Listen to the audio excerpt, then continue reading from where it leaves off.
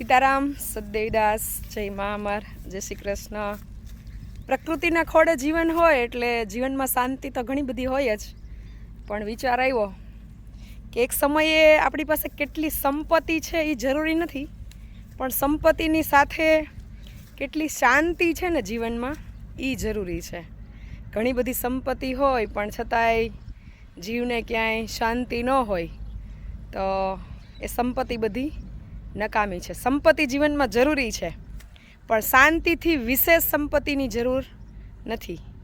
જો તમારી પાસે અઢળક સંપત્તિ હોય પણ શાંતિ ન હોય તો મારી દૃષ્ટિએ એ સંપત્તિનું કોઈ મૂલ્ય રહેતું નથી. આખરે સંપત્તિની જરૂર એ જીવનની સુખ, શાંતિ અને સગવડતાઓ માટે જ હોય. સુખ હોય, સગવડતાઓ હોય, પણ શાંતિ ના હોય તો એ જીવન પણ વ્યર્થ છે અને સંપત્તિ પણ વ્યર્થ છે.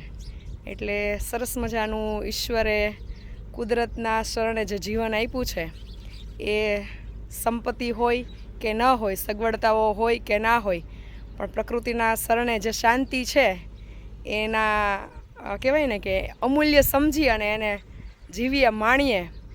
અને દરેકનું જીવન એક સમયાંતરે પૂર્ણ થવાનું છે, પણ કેટલું જીવા એ મહત્ત્વનું નથી, કેવું જીવા એ મહત્ત્વનું છે. વિચાર આવ્યો, મેં રજૂ કર્યો. સારો લાગે તો અમલમાં મૂકજો. દરેક સગવડતાઓ, સંપત્તિઓ વચ્ચે જ આપણું જીવન શક્ય છે એવું નથી. જે ઈશ્વરે આપ્યું છે, જે મળ્યું છે એને સ્વીકારી લઈએ અને જીવીએ તો લગભગ જીવનમાં કાંઈ ઘટે નહીં.